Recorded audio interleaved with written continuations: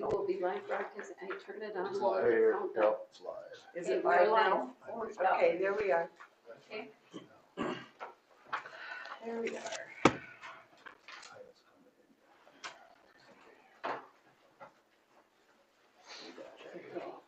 He turns it on when the countdown hits 6 o'clock.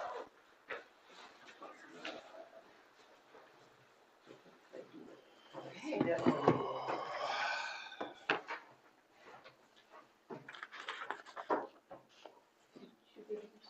didn't. Call him? No. Oh, wait. Oh, he said he's on his way. Oh. He doesn't have too far to go. No. Better late than never. Hey. Playing music. Andre to the waiting room. Evening, Mayor. Can you hear me? Yep. You need me? Can you hear us? Yeah, absolutely. Perfect. Perfect. Okay. Hopefully Reese will be able to hear us as well. Right. Yeah. Yes, sir. Are you able to hear me? Yep. Hi Reese. Okay. Hey, good evening. Sorry, my video wasn't working quite right, but I'm glad I can hear you. Okay. All right. Well, welcome everybody. Okay, it is 6 o'clock on December 27th, 2023. We will call the EDA meeting to order. So we need to approve or amend the agenda. Okay, so on other, please, we have Mr. Gadiant will be addressing the EDA. Under other.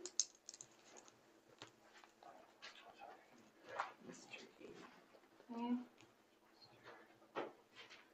Was there anything else, Kaylin, that you did? Okay, so that's the only thing that I have under other. Did I get a motion to approve the amended agenda? So approved, the agenda, amended. All those in favor? Aye. Aye. Opposed? Motion carried. Okay, Kaylin?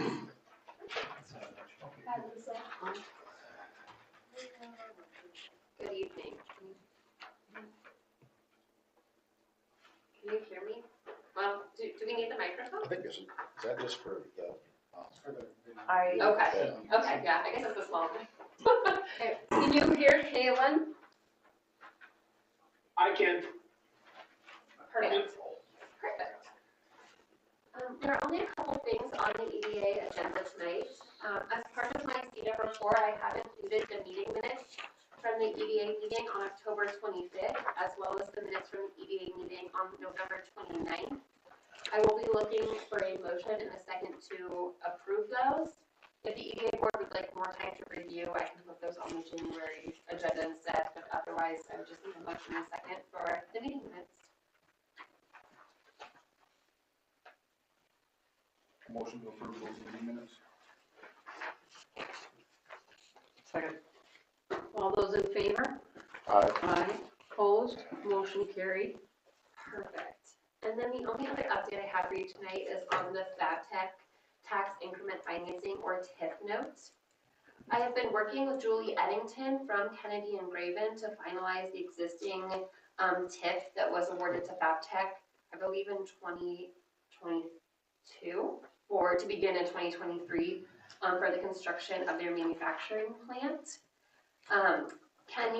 Kenny Ryan, the president of FabTech, is working with Kennedy and Graven to provide all of his wage and job reporting that we have been waiting for. So once he gets that in, the city will be able to kind of move forward and begin paying out the tax increment. We will begin paying dating back to August of this year. So we should begin paying tax increment August of 2023. So our first payment will be backdated to that date, and then we'll begin biannual payments, I believe in February and August, moving forward. One thing to note is that according to Kennedy and Graven, in order to administer a TIF, the city needs to have a business subsidy policy in place, which they currently do not. So under the council agenda, we will be adding 2 items to other. One will be to hold a public hearing on the business subsidy policy, and that public notice was published in the Zumbrota News Record on December 13th. So we've met that notice requirement. And then the council will be asked to adopt the business subsidy policy that was drafted by Kennedy and Graven. So that should be good to go. They've reviewed it and it looks good. The city won't typically, I would say, need to use this business subsidy policy. We have to have it in place, and we typically had to have hearings for it. But because the city also has a tax increment financing policy of its own, people will kind of be using, that policy. So the business subsidy has to be in place, but we'll still be using our other, financing incentive specific policies moving forward. And then once that is in place and Kenny has provided all his wage and job reporting to the legal team, we'll just be executing a couple documents at the city, and then kind of that contract for development and TIF will be closed out. So we'll just be paying out the TIF, and then once that's out at the end of the 9-year term, we'll be done. So we're working on all of that, but we'll get that wrapped up hopefully within the next couple of weeks. Okay. And that's kind of all I have for you tonight. Any questions on anything? Any questions for Kaylin? I don't. No? Okay. I would like to point out, and I think it's important that Kaylin,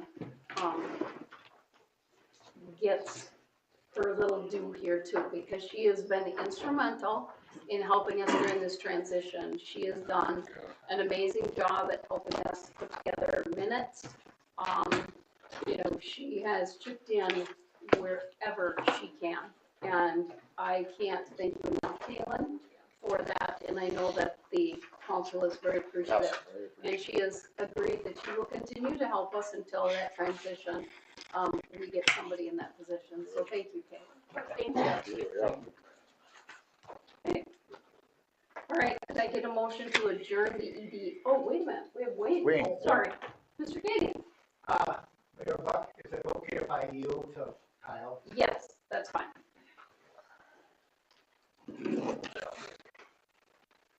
So, we did a little research, because we wanted to, as the gas commission, wanted to talk about the city's plans for additional lots for homes. So, Yeah, that's this one. 2 sheets. Oh, of paper okay. here. There we go. In the past, the city has some, done some TIF programs, some businesses getting them in town, and before that, there's, several that were, lots for homes, they did that as well. This last couple, we guys took out some bonds, and, we did some research, and figured out some numbers, and showed you guys where, the bonds are currently at, and then with all the lot sales and everything, and how much that actually costed the city. And with that, what it costed the city over time, after a few years, with the tax revenue generated from them lots and new houses, how quickly you recover all that. Then with that, we're going into how much, tax revenue you're gonna generate after these houses were built and once they're on the tax roll. And then including the water and sewer, how much on average that would bring in for the city. And then for the gas, kept the, price of gas out of that because that fluctuates. So you're seeing what the markup has been, what that's going to generate off these last 2 additions. And then, I guess our point for all of this is, for the town to continue to grow, because that's only going to benefit, the city, all the businesses in town, the school, and for us with the gas commission, because we haven't increased our margins since 2015, and that's been a lot because we kept growing. So that, covers the increase in expenses that is inevitable each year. So this is just, information for you guys to consider and kind of plan for the future. So these 14 lots, townhomes, Yes, is that where they're currently at up by the new homes in the new area? Yeah. How many are up there now? 6? 8? I believe it's, I think it's Six. six. And they're wanting that. Are they planning on building 8 more in that area? Is that where this 14 comes from? That's the plan, yes. And that's all gonna depend on how quick, they sell the townhomes themselves.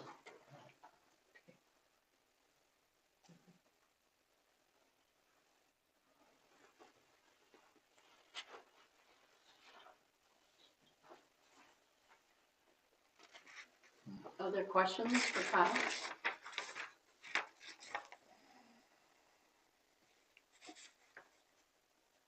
So this is just saying what we're looking like in the future for taxes, or? Just a rough estimate, and it'll show, if you guys were to invest in more lots, how quick you could recover that investment. If you just develop with the land that's up there. Right.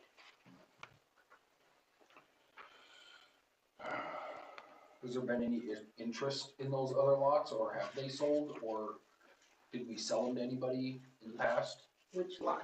The one that's next to, across from the townhomes now, the Yeah, empty those- lot. They own They're all those. sold. Those are all sold. Everything's going on now. They own those big old. So we're not looking at a new area? Yeah, Or that's are so this is just what we've done. Okay. So now it's, looking at this, how you'd wanna plan for the next step. So I think the purpose of, and I had an opportunity to visit with Kyle and to visit with Wayne a little bit, and they put these numbers together. I think as a council, what we need to do is we need to sit down, and you'll see that Reese also sent a pretty concise kind of update report from an engineer status. But I think we need to put all of those things together, and as a council, we need to sit down and really look at the numbers, look at the sanitary district, look at our infrastructure, how all of this is going to be supported, and then make some really good decisions based on the numbers and the facts that we have in front of us. So I think this is, this is certainly things, and this is something that would be perfect for our work meeting, to sit down and kind of hash this out. Reese was not able to come tonight, but he zoomed in. I know that he would be willing to come down and visit with us as well. And so we can really look at where do we want to go in the future, and what does that look like in the near future, long term, now that what we have is sold. So where's that next development come from? Yeah, and I think that's important to figure out where we want to go in the future, but one of the biggest concerns is with what we have, are we going to be able to support that? And that's So, where Reese can really Yeah. help us figure Reese that and piece Jason, out. and try to figure out, Okay, so any other questions for Kyle? I don't. Okay, thank you. Thank you. We'll get this on the work agenda and look at that more closely. Thank you. Okay. All right. I get a motion to adjourn the EDA meeting. So Can I get a second? Second. All those in favor? Aye. Mayor, Yes. EDA President, sorry, I was struggling there to unmute myself on my cell phone. I'm sorry. And I think you adjourned, but I think that's okay. Do you mind if I ask a question quick of Kyle and Lee? Oh, yeah. Sure. So, sorry to be late to the party. So I understand, sort of the economic projection presented here, and sort of the argument for considering further city or EDA development. And I'm relatively new to the game, although I can't play that card too much longer, but, I haven't been around forever. How much land does the EDA own currently? Is there additional land beyond, the second edition and the third edition, the 23 lots and the 14 lots that are reflected on this projection? How much additional land does the city or the EDA own for development? I believe they own until, west till County 6. Up to number 6. And then that little parcel about on the, to the north North of of the town water halls. run, yeah. Approximately 27 acres. Is that what it is? That's 20, that one part. 27 acres, Bob, Yes. 26. Okay. to be developed. Got it, okay.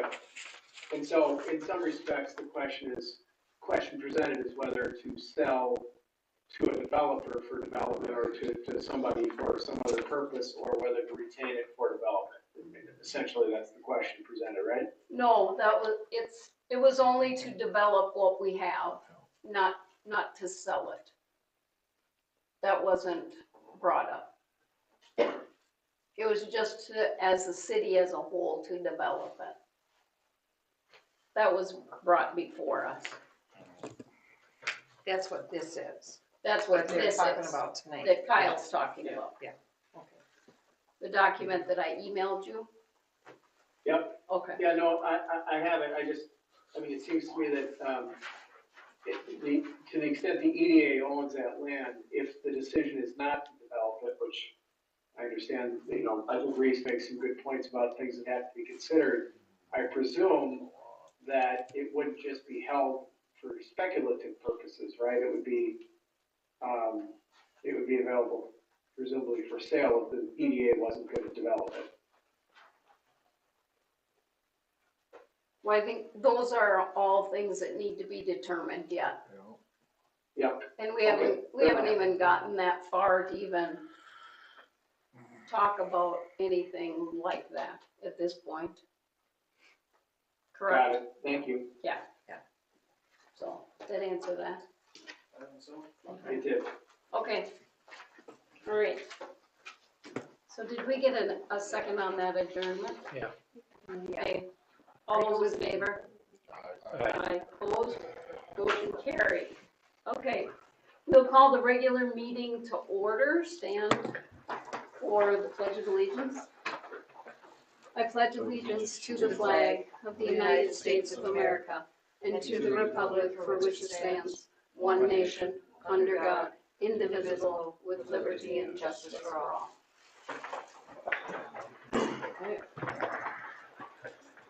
Right.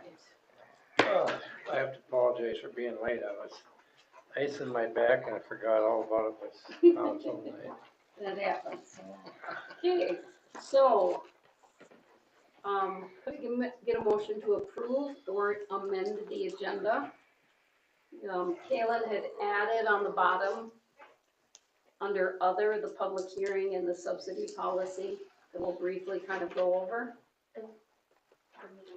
And the meeting minutes from the past, that she's typed up, we just need an overall motion to, and those were from December 6th, November 29th, I think, correct, and October 25th, because those needed to be added to that. I'll make a motion to approve the amended agenda and the, meeting minutes. All those in favor? Need a second? Oh, I need a second. All those in favor? Aye. Aye, opposed, motion carried. Okay. Egg Partners edition. Welcome, Thank you. and you are? I'm Dale Johnson. Hi, Dale.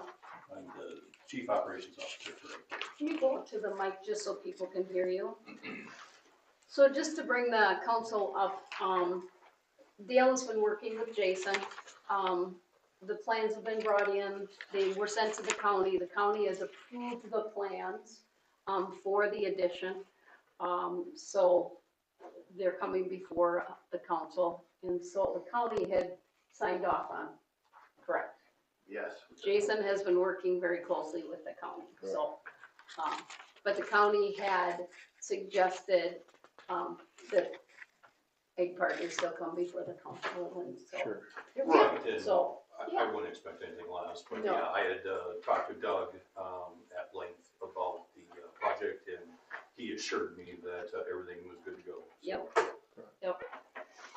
So we basically need to, approve the addition, and this is on the fertilizer plant, correct? No, On it's this- on, well, it's on the chemical or the. Chemical side. The seed building. Yep. So I can give a little bit of overview of what it is.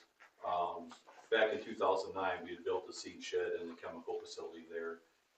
At that time, we had actually addressed putting an office to the east side of it. But at the time, we had decided that, we wanted to keep everybody up at the main office. That was before we had even built our new office. And, but we always left that thought process out there. So with all the other facilities that we've done and remodeled, we've kind of congregated our agronomy staff together, whether it's operations, sales, our precision ag teams, everything at one site. And now that our new office, even though it was built in 2015, we are reaching capacity already. So one of the solutions was to move the agronomy team down to the seed shed, which we originally planned on doing, and that would open up space in our main office for some additional people up here. So what we're doing is we're adding on, I don't know exactly what the square feet is, about 60 by 100 or so, 6,000 square feet, and it's going to consist of about 15 offices with regular normal offices and some cubicles. It's going to have a conference room, break room, just a mechanical room, and a couple restrooms. So, and basically it's modeled, we just built a new facility down in Elgin, and we built a new facility in Ellsworth, Wisconsin. And basically it's modeled exactly after those offices, same size. So that's kind of just what we're doing. So it's really kind of a little bit of a addition or remodel, but it's just office space is really what it is. And it connects to the seed shed on the east side. Some have been down there, but. I think it would be good to be able to see where it is, because I don't know what the seed shed is. So the burn pit, what's across from the burn pit? That's the fertilizer. That's You fertilizer. take that road, So I could. Is it the one you got down that one? Dale here, otherwise I can. Yeah. I thought it was Okay, gonna be right. just south of the seaside. So, So the fertilizer plant is this building right here. Okay. This here is the seed building, and the chemical loadout bays are down here. So the new office is gonna sit just on the east side of this building, right here in the center. Okay. So. Okay. If that helps clear it up. I didn't bring any paperwork, so I. Oh, sorry, I seen there was markings and cones just south of this country station. I thought that's what you were talking about. I don't know what was going on there. That's different. something Oh, different. okay. We're doing some cleanup Oh, okay, for. sure, yeah, that's where I was thinking, yep, okay. great. Where they just had to drill some test Oh, holes. I see, oh, they're just taking soil samples. Okay. Does anybody have any other questions for Dale? Like I said, Jason has been working closely with Dale and the county. And so Everything checked out, I ran everything's by good. Reese also. Yeah. There's no conflict with water, sewer, I worked with Andy, Everything's good. everything's going well. Good. Oh, that's great. And I apologize for pushing it a little bit, but the weather's been really. I know, I know. And I appreciate that, Dale, is, our hands are kind of tied. We have to, and we're kind of pushing as best we could, given with, we have to go through the proper channels. So we're Well- glad you're here and we get it. And it wasn't, so the building structure really isn't coming until February.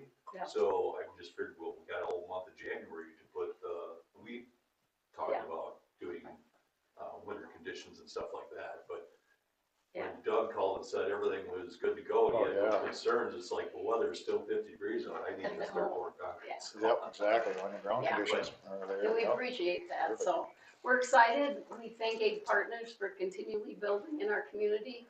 It's a plus to us and we appreciate it. So so how are you gonna heat that building? It'd be central air and heat. No, I mean with propane or natural gas or what? Propane. Well, I don't know where there's it could be switched to natural gas. I just don't know where. They're always trying to get more and more in this natural gas, and I think that would be a good start to, It doesn't matter to me one bit, so. I'd like, if you give that some consideration, I would appreciate that. Yeah, cause you're always wanting more sales of natural gas in the community. We always like more sales of propane too. I know. Oh, jeepers. Yep. Well, I think there's a way to work together. Yeah, and so, yeah, we could look into that. It's crossed my mind, it's just that things kinda, we're so big. I actually have about 4 building projects going on, this is actually just a small one, so it's pretty busy all the time. What do you get your other buildings with? Depends on where they're at. So like the new shop down there, that's natural gas, we tie in up there, we build that. That's all right, if they're rural, they're on LP, if it's something that's within the city that we can do natural gas, we'll usually do natural gas. Just because, we don't need our own drivers filling our own tanks when we could be working on customer stuff, so. I think if you could work with the gas company on that, I think that would be Right. a good option. Yeah. So, Anything else? all right, you need a, Mayor, yes, just one comment, I think it's obvious, but, you know, there are two levers the city has in relation to new construction or expansion of existing facilities. One is your zoning code, and I don't hear from what the Ag Partners rep has talked about there being a zoning code issue. The other thing, of course, is your building code compliance, building permits. And so to the extent we might be supportive tonight of something, there's still a need to get a building permit, obviously, or building permits for this. And I think everybody in the room understands it, but let's just say that out loud, that your approval of the general concept is not a building permit approval, that's a separate process. They've already But- had- that's already been issued by the, Great, I yeah, didn't hear that, so yeah, super. by the county, it's already been approved and issued, it's in hand. Perfect. Yeah. Yep, you So, appointed the county to do that, and so to the extent that's been done, perfect. And I Yep. think the check's been deposited, so. yeah, yes, the check has been deposited, so you are correct. So, could I get a motion to approve the Egg Partners edition? So moved. Second. All those in favor? Aye. Opposed? Motion carried. Thank you very much, Dale. Yep, thank you. Hey, Reese. Are you there? Aha, There he is. there he is. Hey. Hey. Well, appreciate everybody, letting me join virtually tonight. Wife testing positive for COVID, so I didn't want to come and share that with the group here Oh, tonight. gosh. So, Thank you. appreciate the flexibility there. I guess for an update today, I wanted to kind of follow up on the memo I had sent over yesterday, and that was mostly in relation to the city's residential growth component, but I think there's a handful of things in there. A lot of these, it really kind of boils back to, I really recommend that the city come up with some sort of planning document. I know that Jason and Terry and I have talked a handful of times about developing a capital think I have improvement one. plan. But there's a handful of things that I really just want to make sure that the council and everyone is aware that you can develop some of these documents, and they'll really help lay out your fiscal and your utility future, so that you can actually plan for and budget for all these improvements, and so that you don't end up upside down on residential development, should you choose to pursue one. So just running through the memo real quick, I know the city zoning code, I think it was originally adopted in 1970. So I think as you start to talk about residential development, that would be a good thing just to review and make sure that it's in line with what the city still desires. So that's, I'm mostly talking about, lot sizes, lot widths. I know there's been a couple instances where people are looking at doing tiny homes. Right now, it's pretty rigid in the zoning districts, but, just wanna make sure that that's considered. Or not. I don't think we're gonna allow that. A tiny home in the new zoning. Correct. Yep, and I just wanna make sure that, there's provisions Yep. that you've clearly gone through the code in general. And that you have some of those, with some of the newer, housing styles out there, I just wanna make sure that the city has something in their ordinance that says that one way or the other. So then, there's a couple different ways, and I know the city's done it 2 different ways in the past, but most recently, the EDA has been doing the development. So Swanson Heights second and third edition, those are both done by the EDA, but there are previous developments within town that were done privately. So there are 2 options for that development. There's, nothing stopping a developer from, buying up a chunk of land in town or adjacent to town and trying to annex in, to actually do some of the development themselves. But, I think right now, you're probably best with your utilities to limit some of the large scale growth until we can get the sanitary district online. The reason I say that is, I'm talking with Jason, I know we've had a few flow exceedances on sanitary sewer for the plant, just from overall capacity standpoint. And a lot of that'll be on some of your higher rainfall days, just because it gets minor, but, you could probably fit another maybe 10 homes on there. I'm not gonna put a hard number to it, but, I wouldn't say go out and develop 50 lots right now, because that's gonna be probably part of the two system.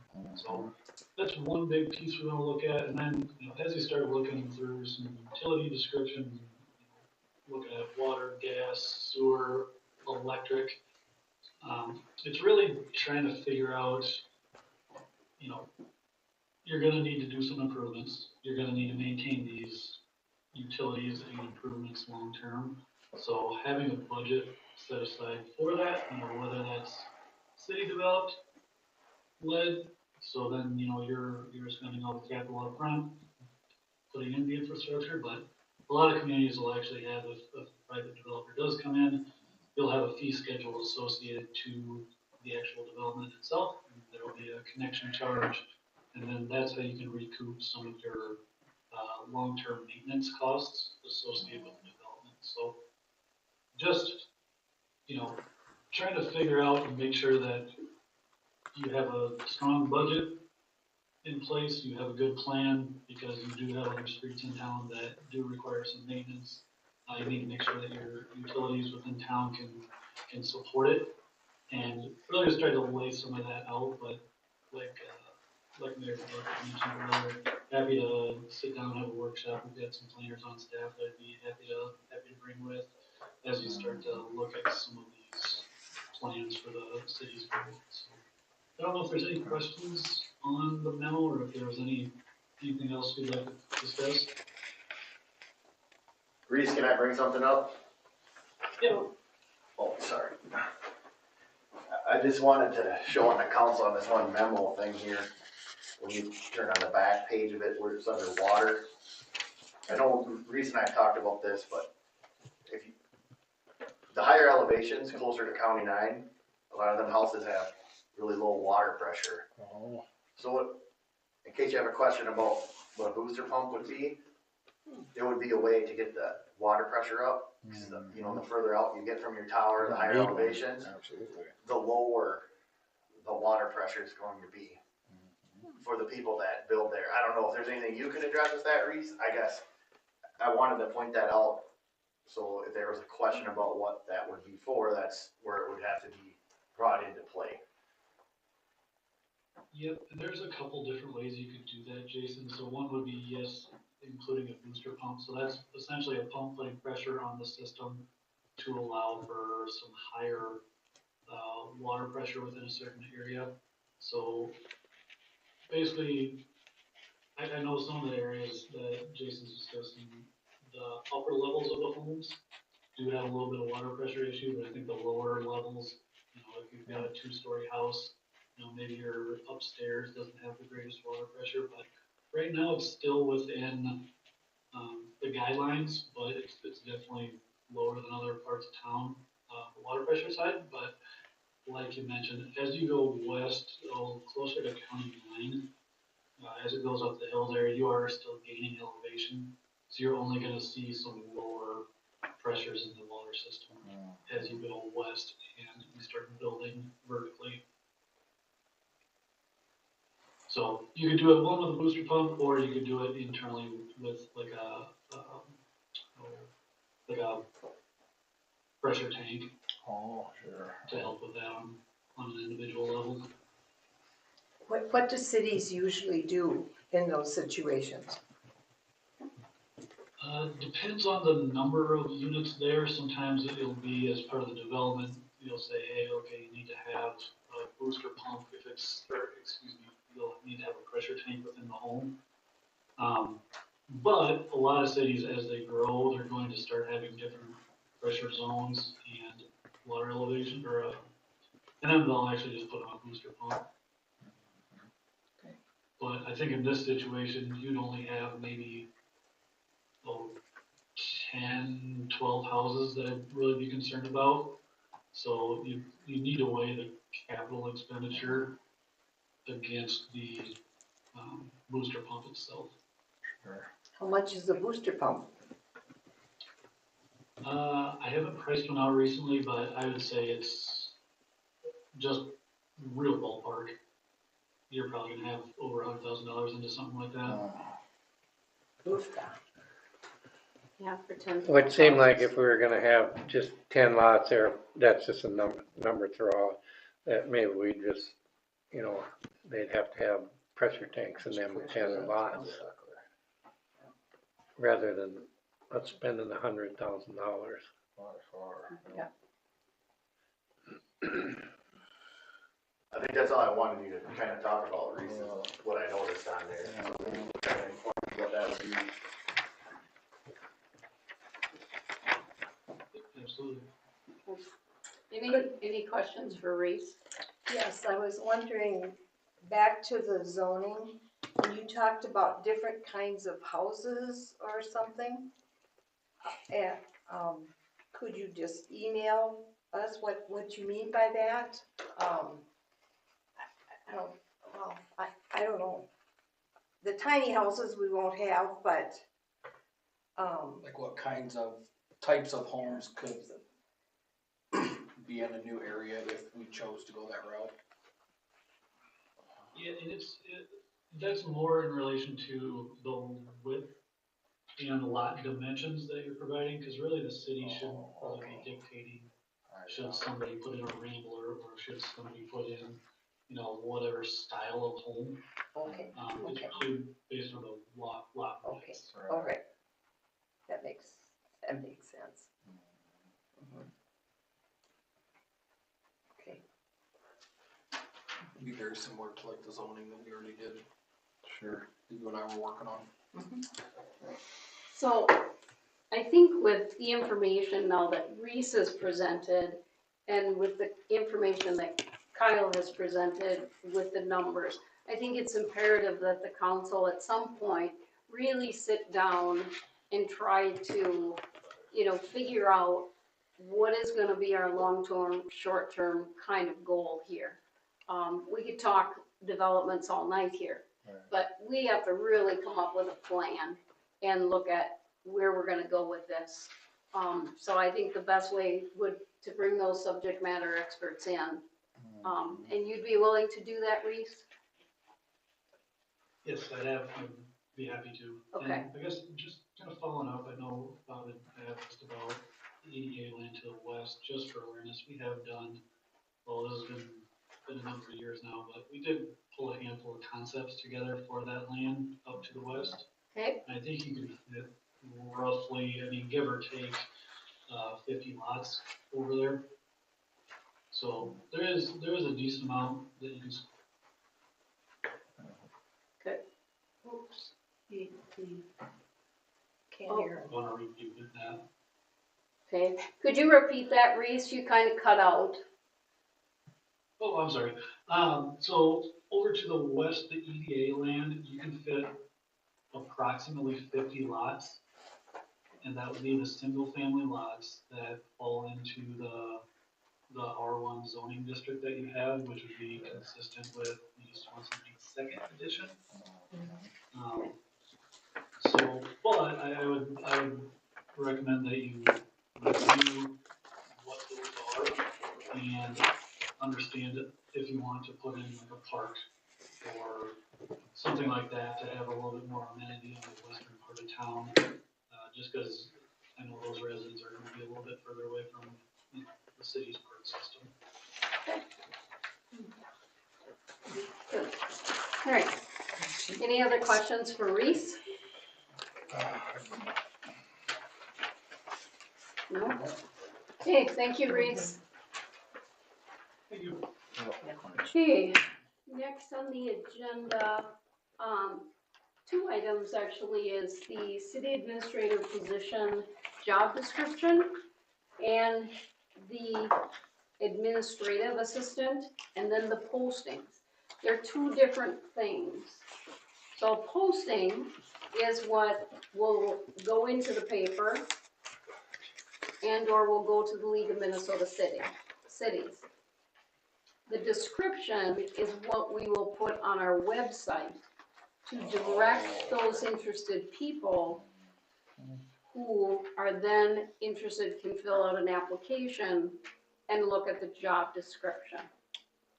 So these have been typed up, and again, Kyle was very generous in helping us do that, to kind of put them in the format of the other job descriptions that were hired in the past as far as the public works director and public works employee. So these are the pieces that go with that. So they are ready to go. So they can be, Julie will be coming in tomorrow, so we can drop them in the League of Minnesota Cities website tomorrow, if the council approves them. So I just wanted you to look them over, look at the numbers on them, the dollars, to make sure that they meet your approval.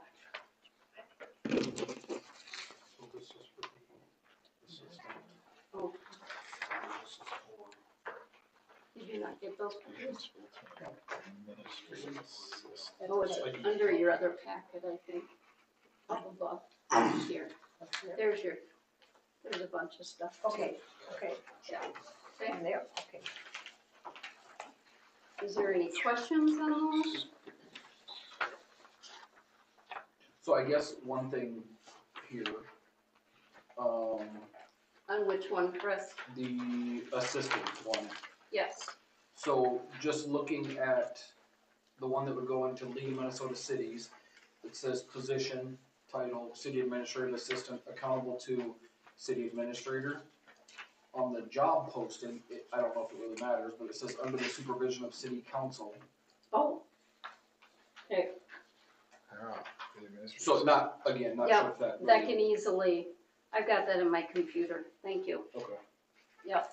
Just need to change that. Yep.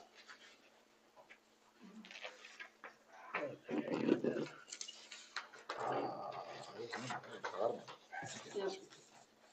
That's why we have many eyes look at them. It's been, Is that it, what you got right there? Yeah, well, that's the third one, because these Yeah, were the these first are, ones. these are all, That goes to the league, and then this is the job. Yep. So there's a description and a job posting for both. I don't believe I got that unless it's there. No, this is other stuff from here, this is like just. It was in my packet, it was like the third, fourth down in the packet. Here, it was right in the third one. Here, Joe, you can take mine to look at it. too many papers. There are a lot of papers. Yeah, it should have been right on the below your clip on your other. Under your clip there. Cause I just got flipping mine over, that's what I'm over there. I'll just need that back with the scribbles on Yeah. it.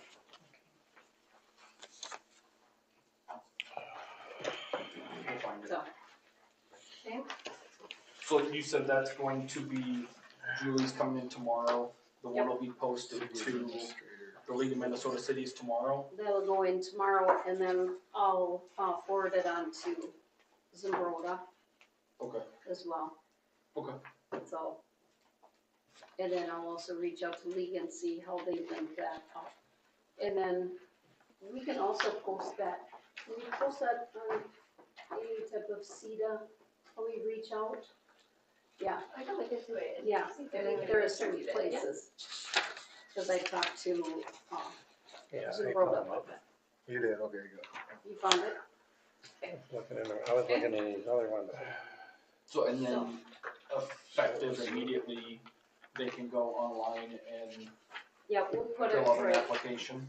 It's Yeah. just a generic application with what position they want, right? right. Okay. Okay.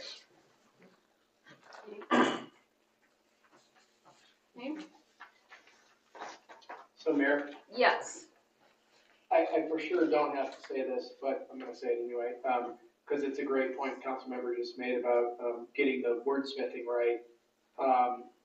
Just to be clear about this, and I think you understand this, to the extent the city's gonna go to a city administrator, administered city form of government, your administrator, of course, reports to you, the city council, and you will supervise the administrator, and you'll hire and fire the administrator. The administrator presumably then oversees all of the other positions in the city, correct.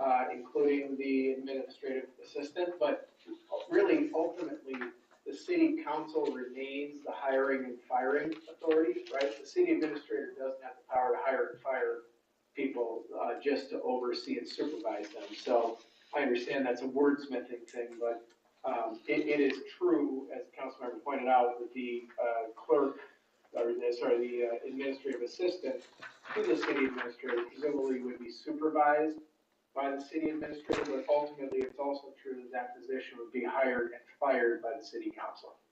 So just, to be clear about how you want to write up any Okay. revisions to the descriptions.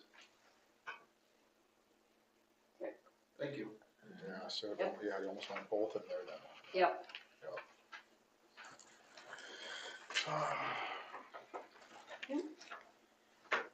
Did anybody have any questions for anybody else on that, or?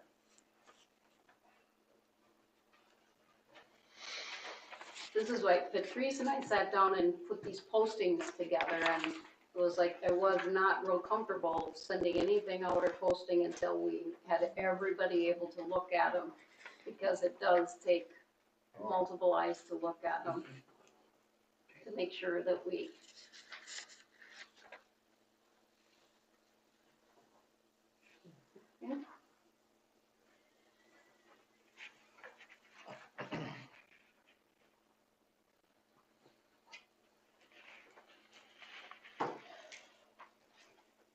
So, yeah, you're gonna put it in the Zimbrota paper. Would you put it in like the Win paper, or you think the League of Cities kind of takes care of some of that? Yeah, the League of Minnesota Cities will just put it on their website. Yeah. Then I also, the other city administrators said that they would forward it on to, within their networking group of city Okay. administrators. Okay. So, That sounds good. we can kind of keep pushing it out there. If we wanted to go put it out on Indeed or, other hiring, just depends on if there's any fees attached to it. We don't pay anything with League of Minnesota Cities because we're a member to that. But and see what we get. And maybe Kaylin and I can work on that and see where else we can post it. I can forward this all onto her as well. Sorry, here, one quick question. It has an opening date, but it doesn't have a close date. It says, open until filled. Okay, I'm sorry. Oh. I was wondering if you wanted Posting? to. Yep. Oh, Yeah. good, and one. Yeah, and on the city administrator, it doesn't say that. So, I missed that. Thank you. Thank you.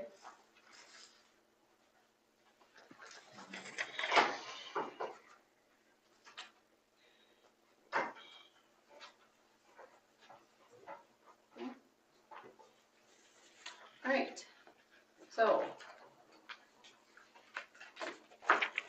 Could I get a motion to move forward on these? Second. All those in favor? Aye. Opposed? Motion carried. Thank you. I'll get working on that tomorrow with Julie, so. Okay. Next is Jason, you're up, Verizon. That's the next, this sheet from Jason. Like that?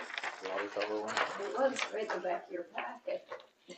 Yeah, I didn't get it out as fast as I wanted, because I was off, and That's okay. Shelley It's was in not there. available, so I sent it yesterday. So I know I missed the work meeting last time, that was on the agenda for you guys to read, I don't know if you had a chance to read over it. I've been working with Shelley, I know Bob and Reese know about her, she's the, I would call her like middleman negotiating person for Verizon. They wanna upgrade the antennas on the top of the water tower. This has been going on since spring. The project's been put on hold a couple times, so now it's getting drawn out. They'd like to do it next year. She was wanting me to sign off on it. We've negotiated back and forth. What their plan is to do is to cut off the handrail on the top of the tower. They're gonna add, there's currently 6 antennas up there, they're gonna add 3 more. At first, on one of the leases I had, I didn't see that it said they could only have 6 up there, then I found the second half in a file here last week. They're allowed up to 12 antennas up there, so if they put up 9, they're currently in compliance without violating a lease. I checked with the zoning, I don't see, all their plans say that their height's not gonna be too high. It's pretty much gonna be the same height as the other one. The only issue is they have to make a wider rail to get the extra antennas on there. My biggest hang up was I wasn't comfortable with them welding on the tank. Exactly. So I've met with Shelley, I've met with the project manager. I know I sent in the email to you guys, they sent a checklist of different types of inspections that they're going to do. Okay. And this last meeting I had yesterday, they are going to do a pre-inspection of the inside and a post-inspection of the inside. Because that was my biggest concern, they'll get too hot, Yep. right the inside of the paint. Everything else seems to check out. I would like to see KLM, that's our water tower maintenance company that they hired last year, the previous council hired to do the maintenance on the tank. They would do, as I pointed out in this email, a pre and post inspection of it, but it's around $7,800. And in our lease, it states that they do not, Verizon doesn't have to pay them fees. Oh, So, going back and forth with them, they're adamant they're not gonna pay it. They did come back and say they would bring in a third-party weld inspector to check the inside and outside of the tank before and after the construction. They would give me once the general contractor is hired, they'll give me the plan of attack, so ultimately, the general contractor will be reporting to me to make sure all the inspections and everything are done. So, with that being said, and talking with them, I feel like I'm comfortable enough to sign the consent letter to let them move forward on the next part of the project. Now, I need a council motion to,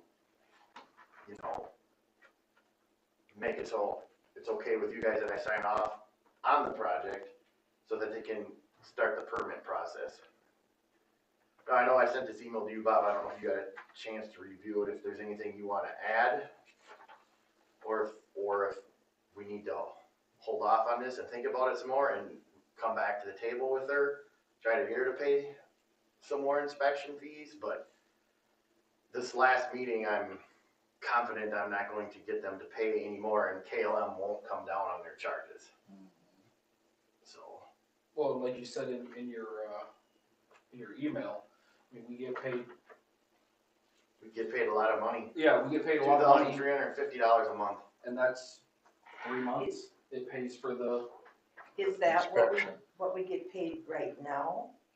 That's Or what is- we get paid right now. Yeah, so if they add 3 more, it's gonna be more yet. No, Well, that's it's not. not. well, no, because they're, what Jason was saying was, right now, the contract states 12.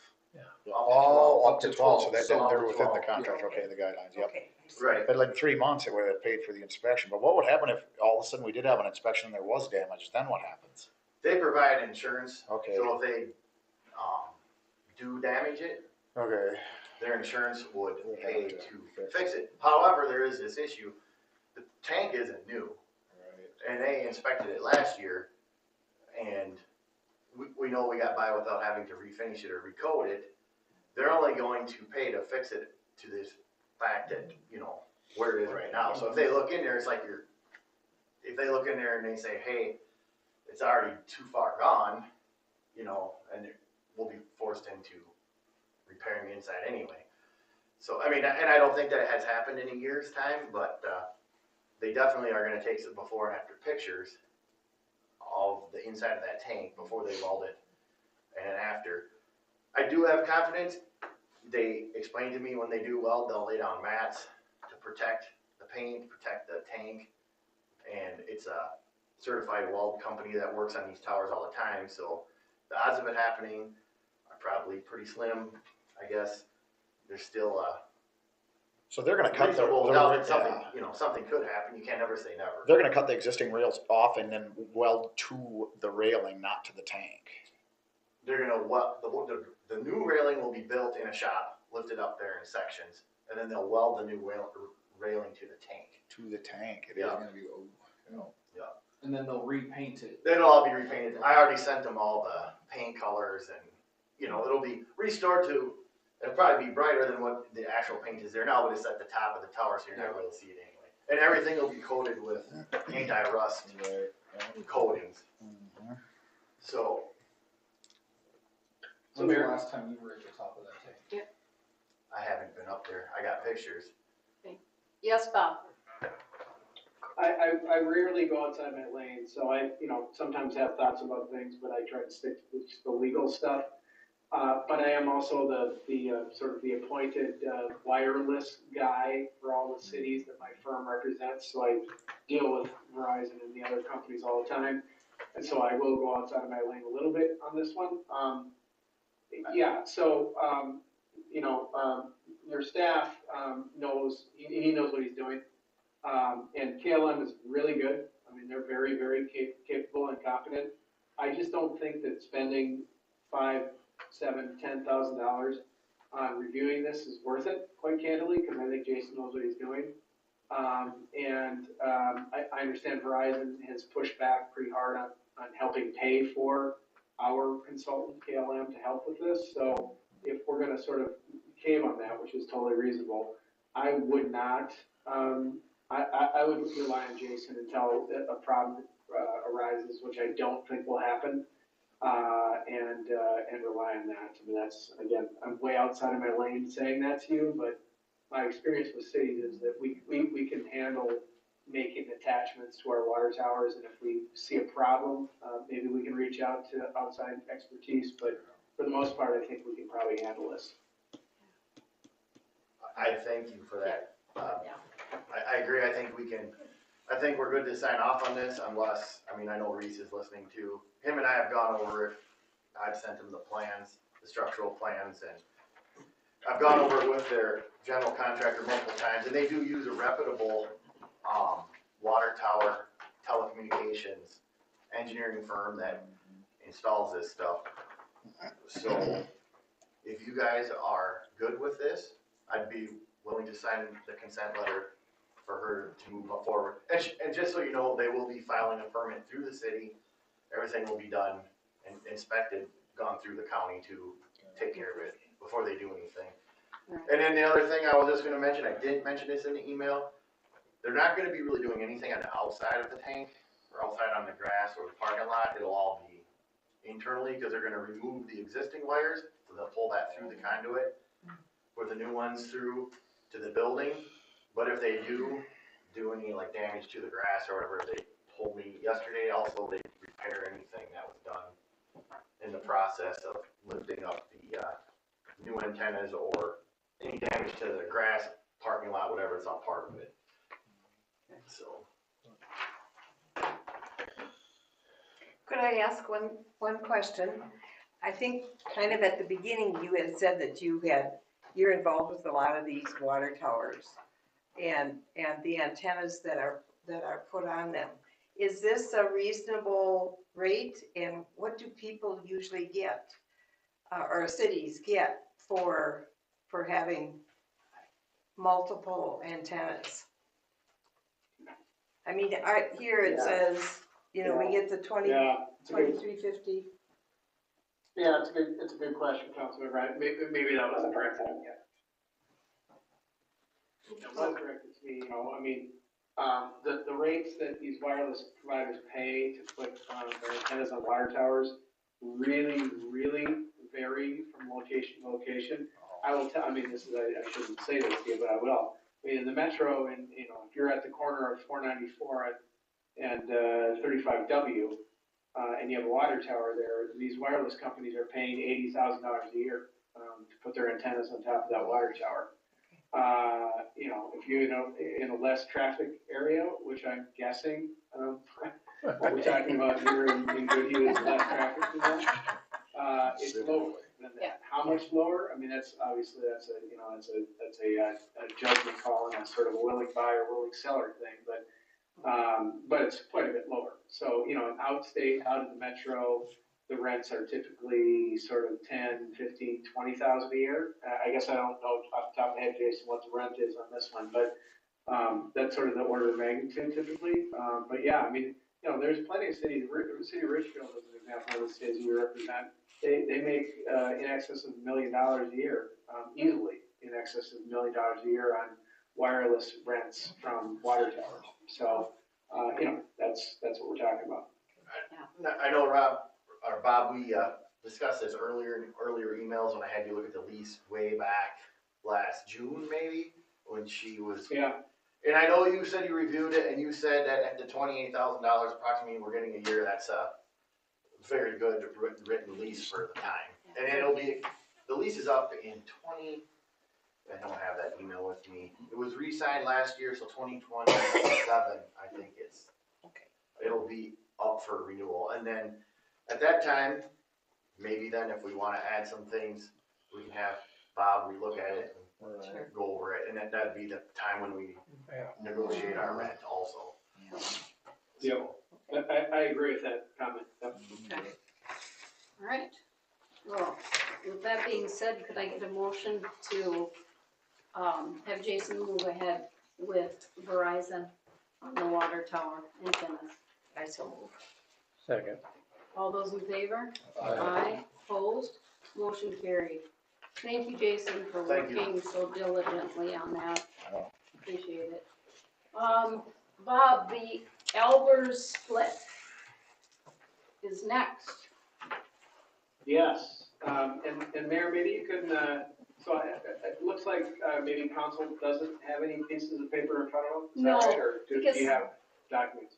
No, everything came to me, either as a phone call or, emails, and, Albers, across 58, they're in the process of splitting.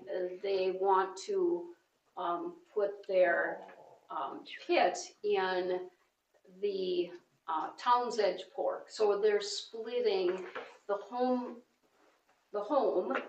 and the building site. And so they were trying to figure out how to get the permit process, and, they went to, the ASCS office. Soil and Water, they talked with Jason, and we were kind of going round and round, and I said, I finally called their attorney and said, I think your best avenue right now would be to confer with our city attorney, so we know exactly what you need, so. Because we weren't And quite so, sure. yeah, I can run with it quick, Yeah. from there, Mayor, and I'll give you maybe 2 minutes more than I need to about this, just to, because it's this whole topic of our zoning code, our zoning requirements, and our subdivision, which of course, this is a subdivision, this is a dividing of existing land that's in the city. Both of those topics are hot right now. We're in the process of hopefully enacting a new subdivision and zoning ordinance for the city, which will go into your city code, I think. And so give me 2 minutes just on that. So the basic requirements are that when a city, when an organized municipality has subdivision law, when you have requirements about how land within your city gets subdivided, you must tell your county that you have that, and Goodhue County knows that you do have that, have had that in the past, adopted back in 1970 or thereabout. And when that's the case, in order for the county to record deeds, transferring land, transferring ownership of land, the county must see that the city has signed off on it, has approved it, has stamped, literally you put a stamp on the deed saying that the city has approved the subdivision that the deed creates. And so that's sort of the backstory here, why the Albers have come to the city and said, we want to deed some land internally. This is all within their estate planning. Mr. and Mrs. Albers have formed a couple of trusts, as many people do. And so they own their land via some trusts. And so they're going to convey some land that they own. They own right now a large 150 plus acre parcel of property that you're all familiar with, and it's now owned by their trust.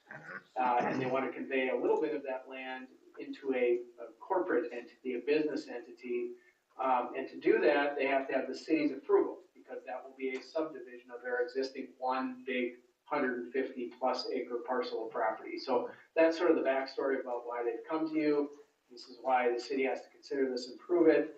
I've already said sort of what the subdivision is. They're actually going to subdivide their 150, I think it's 153-ish acres of land. They're going to divide it into a very relatively small parcel, which is the farmhouse, the existing homestead, a little bit larger piece of property that's going to be the existing commercial buildings, the farm buildings that are on the property that are near the farmhouse, and then the remainder will be all of the tillable farmed land that is most of the property. So they want to divide it into 3 pieces. The big tillable acreage and the farmhouse will remain to be owned by the trust entities that they have created, and then the buildings, the ag buildings will be owned by this separate business entity. And so they want to convey that land to accomplish that. City has to approve all of that, and that's something that's in a bit of flux right now, where we're trying to go back to your old subdivision law and sort of bring it up to speed. We hope to do that. It falls in my court, as I've admitted to you before, and so I got to get on that. But that's where we are with the city's subdivision requirements. If all of that sounds okay to the council, and I imagine that it does, I mean, this is truly just sort of an estate planning thing that the Albers are doing. If that all sounds okay, what I've said to their lawyer is that also sounds okay to me from a legal perspective, except that the access, the driveway, if you will, onto the property off, I think it's County Road 9, to the south, I guess, of their property. There's only a single existing access into the property, and that access would be entirely located after the subdivision on the homestead parcel, the very small farmhouse property, and yet it would also serve access to the building property, the property that would be created that would hold all of the buildings. And all I've said about that is that I would recommend to you that you should, if you want to approve the subdivision, but make them have a easement in favor of the business entity that gives the business entity access over the homestead property to make access to that property. Because of course, what can happen is that they can sell, right? They could sell, the business entity could sell to a different business entity that's unaffiliated with the Albers. And in that case, you want to make sure that that property still has access to the only place they can get access, which is County Road 9. So I've suggested to their lawyer that that would be a requirement that you would have in approving this. Their lawyer said that's fine, that makes total sense, and they'll do that. So that's a long story, longer probably than it had to be, but wanted to give you the backstory and why they've come to you for approval in the first place. And I'll stop there, Mayor. So do we need to, Bob, can we at this point make a motion to accept the split so they can continue to move forward? Yeah, under our new subdivision law, when we, re-adopt new subdivision ordinance, we'll have to do this by written resolution in the future. Okay, But we've already done a couple by voice vote, since I've been city attorney, because that's the way it had been done for years and years. And so, yes, for tonight's purposes, I think you should make a motion to approve the 3-lot subdivision that they presented to you with the condition that they, make sure that they have the access for it's actually divided into parcel A, which is the homestead parcel B, which is the existing structure parcel, and then C is the large tillable acreage. And so it would be, make sure that parcel D with the structures gets access over parcel A on County Road 9. could I get a motion? I'll motion. Hey, could I get a second? All those in favor? Aye. Aye, opposed, motion carried, thank you. Okay, you do not have a handout for this, election judge. So, I was thinking about this the other day, and it was also kind of brought to my attention that, we are responsible for providing a election head judge. So, and we have elections coming up on March 5th, presidential nomination primary, and a state primary on August 13th, and a state general on November 5th. And so somebody needs to spearhead that. We need to find somebody to be a head election judge. I do have the list of individuals who were put on this list in 2022. I received that from Mickey O'Keefe. I had an extensive conversation with her this morning. So election judge training will occur in February. Now, there's a lot of additional training for a head judge, but it is our responsibility to find those people. Right, yeah. So, How did they get on that list? Had they previously ran for that position, or how? no, They were asked. they're just Oh, asked. Asked, okay. So it's really about going out and asking people. Okay, oh, Okay, so council, we have to get on this. yeah. And Patrice had said she is certainly willing to help, but she's not gonna take full responsibility for this. So what I'm asking all of you to do is, we need to think about people, we need to think about somebody who might be an excellent head judge. That it's a lot of responsibility. If they do get a stipend from the county, but we need to be thinking about this. Okay, and I'm more than happy to help a little, but I have enough on my plate. Yeah. And so we've got to get this and maybe set up a meeting, a special meeting to sit down and start talking about this, go through the list, call people, find out who's willing to serve again, because we have to set them up to go to training. We have to look at all of those pieces. So like how much training for that person is there? about? There's different levels of training, so there's election judge training. By looking on here, there's omni-ballot training, there's poll pad training, and then there's head judge training. So there's different modules. Now, for those people who have already been trained, Mickey said there's 1 hour of training for the upcoming election for the primary. So I'll be able to put this packet together, but I need your help, people. Is This this is a lot of work. is it a paid position? It or is, there is a stipend for Okay. it from the county. Okay, good. So I want you to be thinking about this, put your thinking caps on, try to come up with some ideas.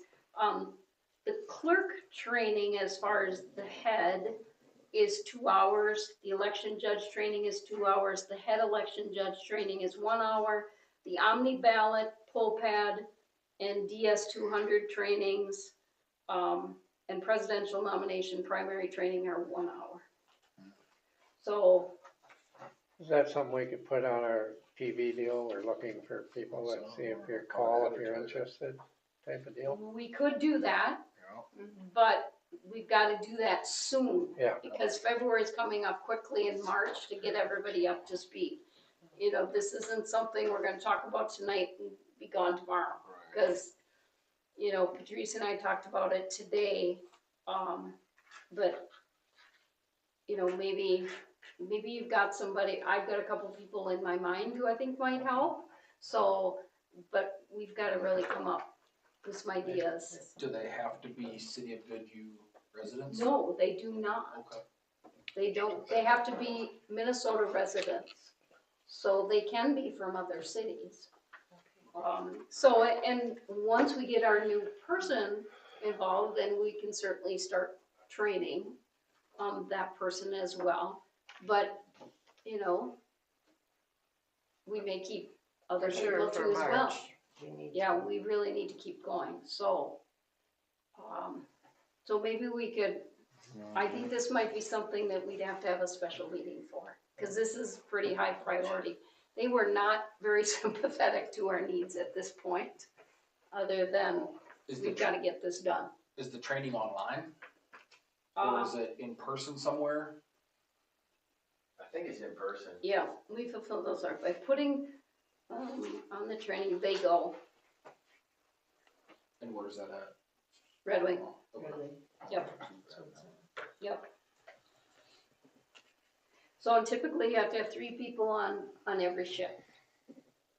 So that would include the head judge if they were there, the 3 people. So, and on the list right now, there was 8 people.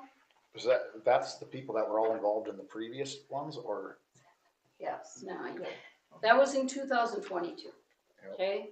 So I'll get that information. This all just came down today. Or yesterday. I talked to her yesterday because it just kind of dawned on me that we Maybe need the first people. thing we should do is contact all the people that were there before and Exactly. see if they're at all interested. Or Yep. if they know anybody that is. Yeah, they might know somebody too. Yep.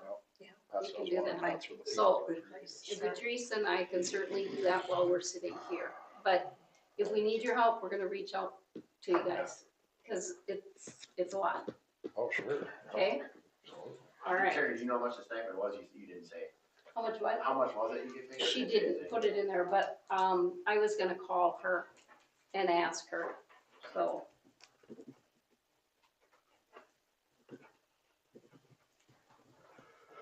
Okay, And so you get paid for the training that you go to, right? I would imagine. Or I not? would think so. And for that day that you gotta be there from midnight to midnight or something like that. Yeah, It's a something big like that. Whatever, day, it's yeah, not right. that long. No, but it's a big I day. think that- people, some of them did like 4-hour shifts or something, Okay. so there were different groups, but we can, But for the person that has to be there the whole Yeah, time, yeah. I mean, that's one person, right? that has And to they be can there go all the back and forth a little bit, I think, but, time. Okay. well, I'll try to get some more specifics from Mickey on exactly that. Okay? All right. Okay, next on the agenda. Okay, so Goodhue Gas Commission appointee. So typically, we do not do our appointees until January. That's when the bulk of them will come through. Okay, but because there have been some shuffling of our schedules, and Kyle, correct me, your next gas commission meeting was, it's the 8th, isn't it? It's January 8th. And because we've moved our first meeting to, as a work meeting, that kind of changed the layout and then the gas commission. So my recommendation was this. I recommended to the gas commission. I am extremely busy with this and the sanitary district right now. And I also think it's very important that somebody else on the council be appointed to that gas commission so they understand what and how it functions in relationship to the city. So I've served my term for a year. So we have a council member who's willing to step in and serve the next year, and that is Chris Schmidt. So he has agreed to go on as the council representative for the gas commission. So what I'd like to see is his appointment go through this evening so he can attend that first meeting in January. Yeah. Thoughts, council?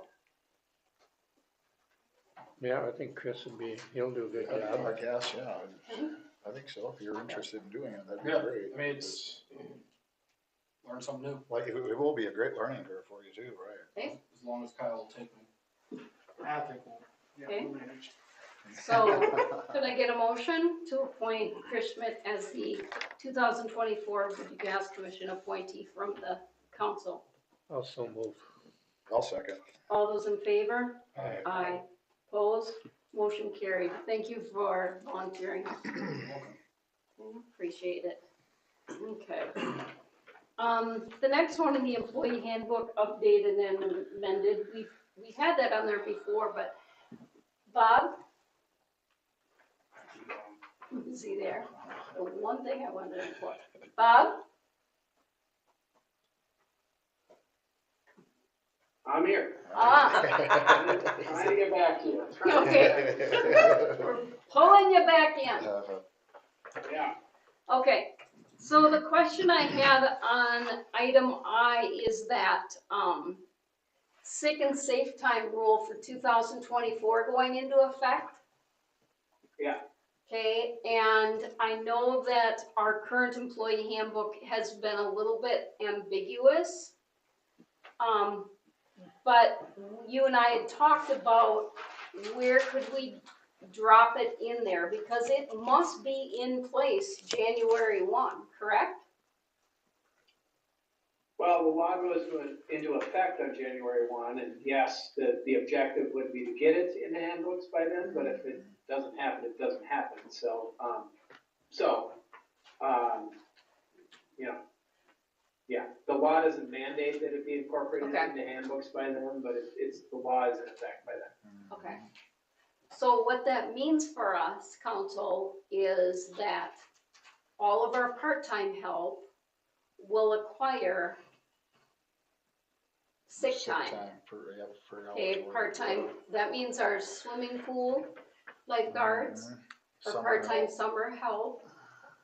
So I'm just pulling this from memory. Bob, correct me if I'm wrong, for every 30 hours worked, they get 1 hour. 1 hour? An hour, yeah, your Okay. memory is like an elephant, Mayor. One thing. So Yep. we're gonna have to track that Yeah, and get a system in place for that. So, after their time is done, okay, so like, say our lifeguards, they work from, what, say June to August. In that time frame that they work, if they do not utilize it at all, is it paid out? Or how does No, Okay, it's just no, lost. and Just goes away, the yeah. employees have to work a minimum of 80 hours, in a year to start with. So, to the extent part-time employees don't do that, they're not entitled to this new law. But to the extent they do that, there isn't a payout obligation. So, but the bottom line is you should just write this into your personnel policies, and it's a fair point where it should go. I guess I can be, I don't know, my office or Mayor and you and, I don't know who wants to be tasked with sort of looking at the handbook about where that should go, but it should be written in. Okay. And I would say that, really the practical effect is that you don't have to make it purely additive to the rights you already give. I mean, you already give some, this is again me getting outside of my lane, but you give some fairly nice benefits to your employees now. You don't have to purely treat the new law as additive to that. You can simply make the benefits that you now give that I think exceed the rights that the law requires. You can just make your current rights broader, right? I mean, because the law that's been adopted now allows you to essentially do a lot of things with your time, your sick time, more things that maybe cities would have previously allowed you to do with that time. And so you can just expand the rights that you're giving to employees under your current policies if they're broader than, they're more expansive than what the state law requires. Okay. So, I mean, this is all interesting stuff, but it's just a way of saying you can just kind of dovetail this into your existing policies. Okay. All right, well, we'll work on that, because we need to make sure that we just kind of want to stay ahead of the game a little bit. Okay? All right. The next one is the vacation and sick time accrual. So we had talked about this at the work meeting and talked about, okay, so keep in mind that we've always front-loaded that sick time and vacation time, depending on where they are coming in and what they're getting. So we talked about that accrual and starting it in January. So we need to figure out what that's gonna do then to each employee. We have to figure out how much they're going to accrue and within that pay period and do those calculations on that. And then move forward on that accrual system. So we didn't make an official motion on that as far as that accrual. I guess I don't quite understand how that would look at the beginning. I mean, you carry over what you can from the past year, and then you just kind of. Right, and then you continue to each accrue. month. Build on it. Well, each hour you Build. work, Yeah, So it's like every 40 hours you work, say you accrue 4.5 hours of PTO every 40 hours. And that you can build that up to whether we have a max of, say, 190 hours max. But I think that's what you're getting at is for every 40 hours worked, they would get such and such amount of hours built in. Now, once you reach, say, 5,000 hours worked, you might go up to the next tier where, if you've been here 10 years, you're going to get more than the person that's been here for 1 year. well, in our policy too, it's written that 0 to 2 years and then 2 to 5 years, correct? I Jamie? had Yeah. to look, Yeah. so. So when we go right. into that, so the whole idea is not to front load everything in the beginning. It's to earn it as you go, and that's the way typically most employees do that. So we just need to calculate, okay, so if they get 80 or 96 hours of vacation, how much is that? Per That'll pay also period, change. right? Pay So you period. can figure out how many pay periods are in here and divide that by how many hours you get. So if you get 96 hours. Yeah. That's how many hours you get per pay period, correct? Well, assuming that you work the 40 hours, right? 40 hours. Right. And it may fluctuate depending on if you work overtime. Right, overtime. Right. would And you be take more. that, or if you take it as comp time. So, and all those things are written in there. Yep. But, Mayor, I hate to interrupt, unless you think something's gonna come up, I'm gonna jump, I've got another council meeting I'm supposed to attend remotely, if you can believe it. yeah, Does no, that sound we're okay? good, we're good. Thank you. Thanks, Bob. Thank you, everyone, thank you. Yes. Good night. Okay. So I have, and it may be what we used, but I have some numbers that I can share with you to kind of show you, a ballpark of per 40 hours. And I can bring that in at the next work meeting just to kind of show you, cause, or I can even work on what we have now to figure out what it is per. Well, and Julie's coming in tomorrow, and she did that. Oh, did she? Okay. At She the did county. ours. She did it at the county, Yeah, so good. she's here yet, and this would be a perfect opportunity Right. for her to look at exactly where the guys are at. Right, that's perfect. And then she'll go through and she'll say, this is exactly how much Yeah, they that's were great. Per getting. hour of Okay. work or whatever. And right, that's right. What I have, and Kyle and I have talked about this too, on the checks, it says vacation and sick. And we're trying to get that right on the bottom of their pay stub too as well. Yeah, So it should be. everybody will know That's nice. exactly, when they What look they at earn it, and when what they their get balance it, is, yeah. they're gonna know what that is. And do we have a way for the employees to, I don't know, is there an app that they can use to look into? Like, I use ADP, so is there No. anything where you can look at? No, okay. Not yet, but I think down the road, that is definitely, those are all things that Okay. we kind of talked about, Be added baby anytime. steps. But I think the spreading out, and I have visited with our employees and that's what they've known. Yeah. So Right. they're okay with it. I Well, mean, it's a fair not- system. Well, every place I ever worked, it was right on your paycheck, Yeah, you see so that that's right. every pay period. Okay. And there might be a few little kinks, but I think our employees know that if there are some mistakes made, we'll figure it all out. But I think this would be a good direction to go for the city. Absolutely, for sure. So, could I get a motion to move that we begin the vacation and sick time accrual process starting January 1? So moved. All those in favor? Aye. Motion carried. Okay, update, mirror update. Here we go. Just to give you an idea. So,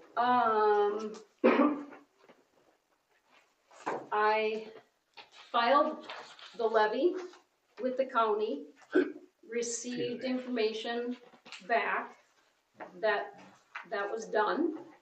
I sent the levy and sent it off to the state of Minnesota and received information that was received. The contract with CEDA has been returned. The, Oh, yeah. our contract with Chris, that's Tech, yeah. taken care of. We also have, what I'm in the process of is, we need to report our outstanding indebtedness as of December 31st, 2023, and that form must be returned by February 1st. So, and I'm working with Mickey O'Keefe on that, so she's gonna help with that as well, and that's all about the bonds and the interest and bonded indebtedness, the debt service funds, all of those things. So hopefully, and she sent a form to fill out. A lot of it comes with standard forms. So I'm trying to keep a file, just everything that's been certified, filed, so those things are done. Does that have something to do with like people that owe? No, No, it's the that's, city's debt, isn't it? it's the city's Okay. debt. The utilities, that also came today from a Laura Brody, and that is, That was one we had the, last month, that they were gonna assess. he was certified and Jill had sent that on, but they needed the resolution today. So Patrice and I were looking through and we did find the resolution, for the utilities, assessment. So that was sent on as well. With that list of, that we were given. Yes, and that's all in this document. So there's a lot of paperwork that's been kind of filed towards the end of the year. Just, we're working on it as we go. Julie has been very, very helpful on doing that, but the biggest pieces as far as for us right now, and, Elizabeth, from Pine Island, she sent the form to me for the state, for the levy. So she sent that form to make sure, and that needed to be in by the 28th, so that was already sent. So. And that levy stayed the same. Yeah, It was- we voted 10%, right? Yes, 10%, yep, so, and if there's any issues with it, they said that they would get back to me, but I just got an auto reply that at least it was received, so it was received on time. So we're good with that. So that's kind of where we're at, just trying to keep ourselves afloat there. Mhm. Kyle again has been very helpful in the office here, really helping us, trying to, we're brainstorming on anything and everything that we need to get done in the file. So Patrice has also been down here several hours, as we're just kind of going through. So we're just gonna keep muddling through Wow, and yeah, keep that's all you can do. filing everything that the way we can, and if something comes in, we'll go from there. Just so you two know that I'm available for the rest of the week too, so. Awesome. Can you use the envelopes and staple, cause Patrice is getting tired. This is so perfect, Bunch of perfect. paper clips now. Yeah. So with that being said, as we move into the bills, Julie gave me a file before she left for Christmas. And these are all of the bills, the current bills that need to be paid. Because we're trying to get all the bills paid before the end of the year. So there are bills here in this pile for $10,179. They're not all listed out per se on this This sheet. sheet, but, yeah. Okay, but they're here because you have to enter them in, right? In order to get that kind of ledger. Yep. So Kyle said, this is what we get when they're not entered in yet. She'll enter them tomorrow.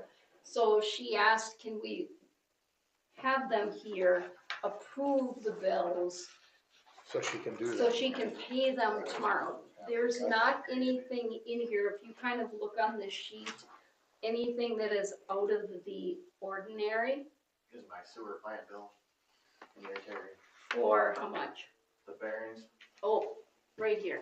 Cause I haven't received it on an email yet. Okay, it came right here. The easy core. Right? Yep, $1,822. yep. So a bearing went out on the sewer plant, and that was a must. It had to be. Oh, absolutely. Had to be Oh, yeah. fixed. And if you're gonna fix one, you had to fix both. So- No, we only did one. Well, you did The other do one. one Yeah. is still good. We caught it fast enough, Yeah. and it didn't wreck. Okay. It was, so O'Reilly Fabrication came and helped with the guys to do that, and so that bill came to $1,822.74. It was, in perspective, it was $1,000 bearing. Yeah. Yep. So Yeah, yeah. that's on there as well, so that is not on this list, but it's here. Yep. Well, it's just something that has to be paid. I mean, that's just, Well, we can't do without, exactly. if it would Just have glad we caught broken, it when we how did. much would it have been Well, if it would have completely? completely broken and broke the shaft, which worst case scenario, be building a new RVC, which probably could have been a few $100,000. Oh, yeah. So, wow. I mean, that's worst case scenario, but Right. It's one we Would don't we wanna be see. able to just hear what those are? the special ones that she wants, They're on here, are all of them on here? Except for the bearing one. except for the Yeah, bearing. they're all on here Okay. except Yeah, for the I didn't 10,179, they're all on here, Okay, except for Oh, right there, yeah. except for that bearing. And that was Okay. $1,800 or something, what'd you say? $1,822.74. Wow.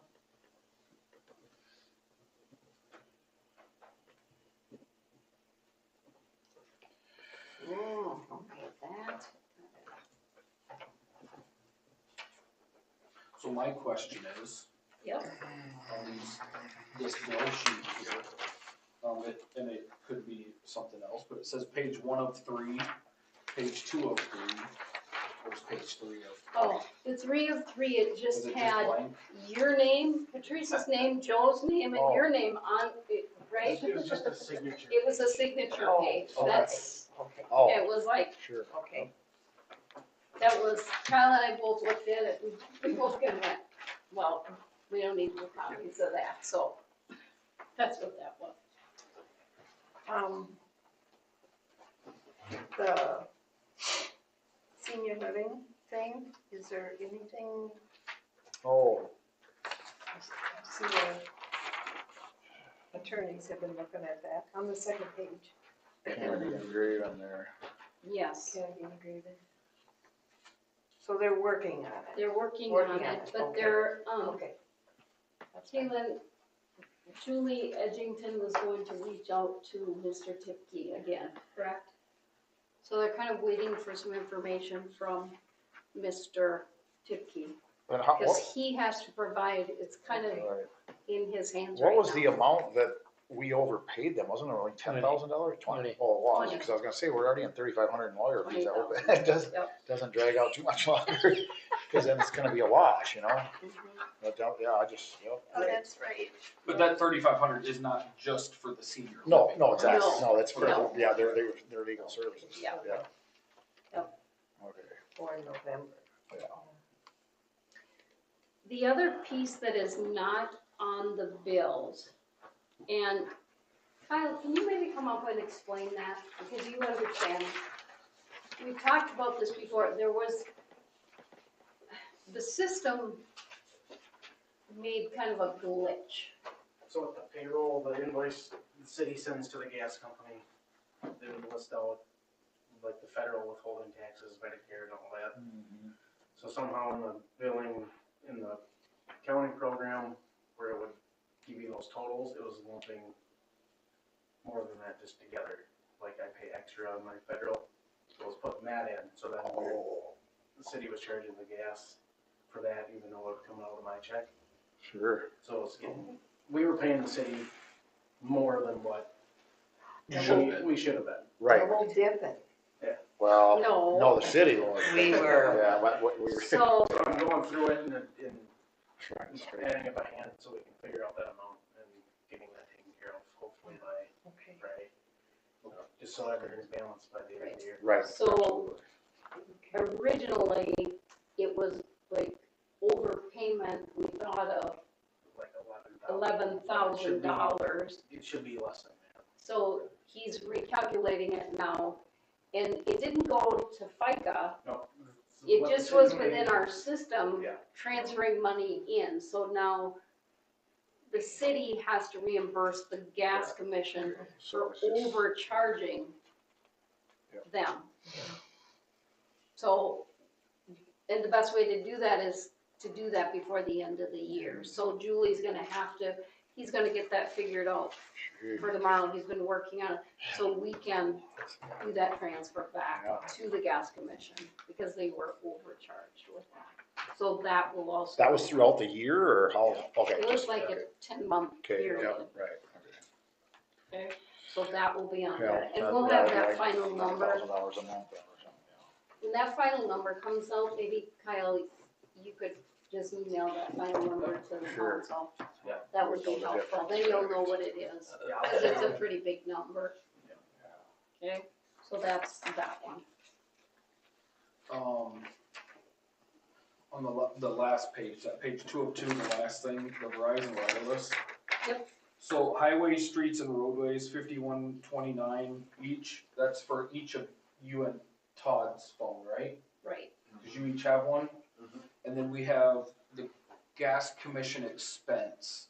Mhm. Is that, you have, I have one, so Okay. then on their invoice, that the city sends their gas, that will get okay. reimbursed. And then obviously the clerk one, I mean, all these phones, I'm assuming all these phones are paid in full. This is just The monthly. the monthly service fee, correct? Yeah. Okay. Yeah, and we talked about the clerk phone. Mhm.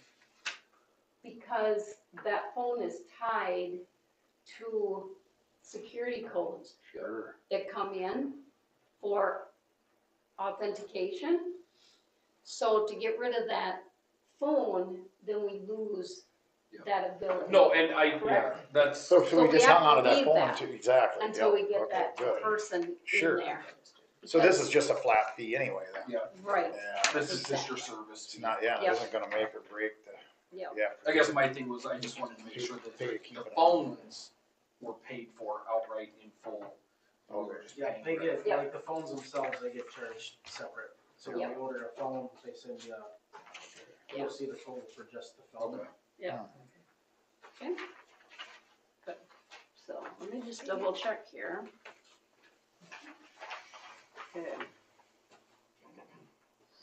So.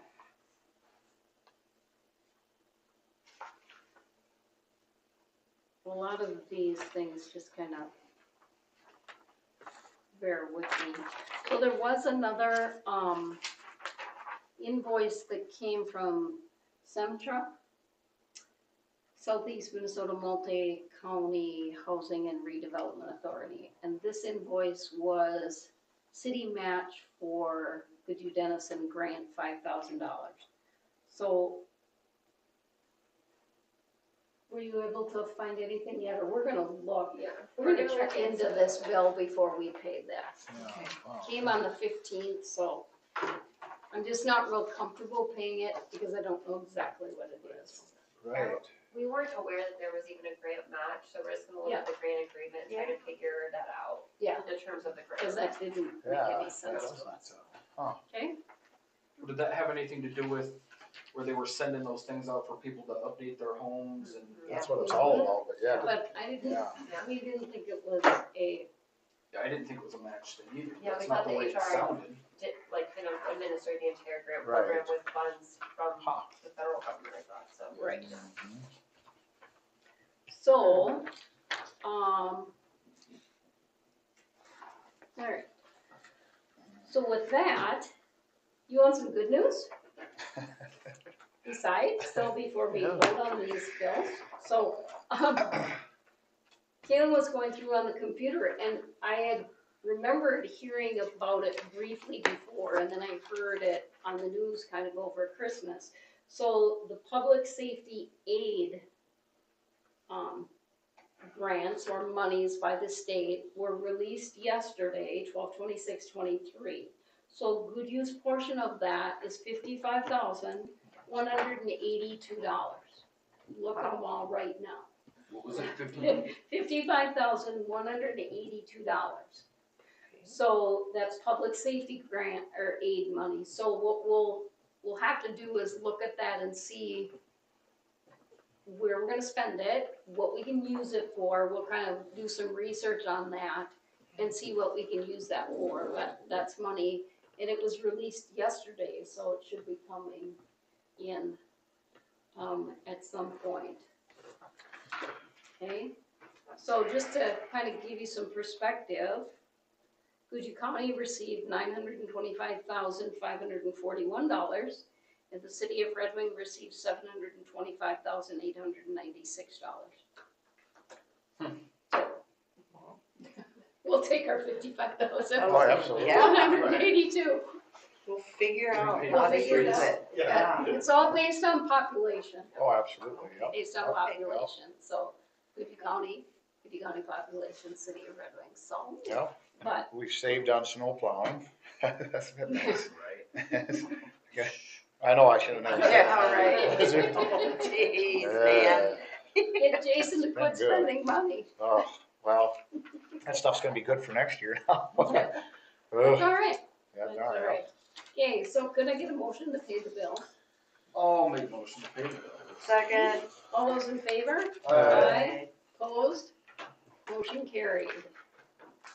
Hey, other public hearing in the subsidy policy. So, So we'll just need a motion and a second to open up the public hearing. Oh. And we'll just have to give it a minute for anyone to speak, and then a motion second to close it. And then I'll need a third motion and second to approve the policy. I have copies printed out here for everybody. This was drafted by Kennedy and Griffin, so Oh, good. it's kind of, I think, a basic Good. template other cities use thank you. for the policy. So it's need 3 motions, essentially. Okay. So I need a motion to close. To open. Or open the public meeting. Okay, could I get a motion to open the public meeting? For So the what is public this hearing. again? What is this? So this is a business subsidy policy for the city. We need to adopt this in order to administer tax increment financing. The city doesn't have one of these at all. It didn't have So one. this is gonna be the overarching policy, but we still have the TIP policy the city adopted. So moving forward, we'll still use the TIP policy, but we need kind of a general, policy. And this kind of sets guidelines, you know, we wanna see job creation, you know, here's a process, you need to work with the city to get things approved, it's kind of a basic. If you wanna receive, yeah, a subsidy from the city, here are kind of the basic things about it.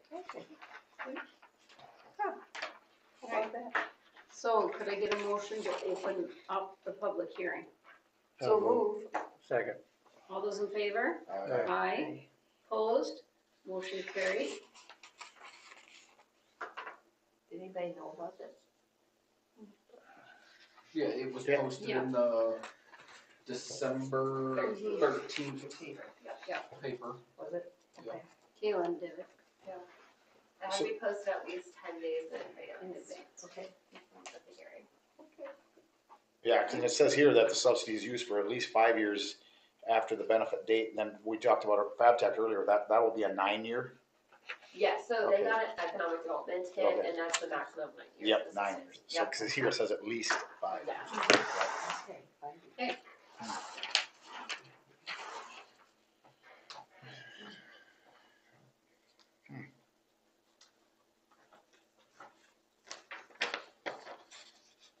So could I get a motion to adopt the, We have to close the hearing, sorry. oh, do we now? Yes. I'm And sorry. then? And then we approve the subsidy. Okay, sorry about that. No, sorry about that. Okay, so could I get a motion to close the public hearing? I'll move. Get a second? Somebody second it? All those in favor? Aye. Motion carried to close the public hearing. So now we can vote on it, correct? Yeah. Confusing. Can I get a motion to adopt the Big Economic Development Authority business subsidy policy regarding business subsidy criteria So moved. document? I'll second. All those in favor? Aye. Aye. Motion carried. Okay. Ha, good. Okay. Can I get a motion to adjourn So moved. the meeting? Second. All those in favor? Aye. Motion carried. Thank you. You guys must went over this before I got here, huh? Now we just That's Yeah, just see your this form. stuff. That's just, when you spend your time down here, it's here. And she tells you to do stuff and then you forget. Can you make a copy? Yeah. And then, I wonder how we go about that, because this will be the last Oh, meeting of the year. We have to get new books too then. Yeah, Okay. Kyle is going Oh, to that's get right, I guess new so. books for us in January, so we'll get new ones. So I can say Okay, I am. so those will be, okay. I apologize for the packets, there's just Oh. more and more stuff coming in. Doesn't all matter, day I'm long. glad that you're just getting them to us. This is beautiful, actually. I don't know about that. Yeah, that anything you work extra, Joe, or special meetings, you can fill that out. You can put your yellow sheet on that piece of paper. Make a couple I copies. have to redo it. Do I have to redo my yellow Thank sheet? you, Caitlin. Yeah, thank you. Yeah, Bye, Caitlin. Jeez. Yeah, Yeah, I can do that.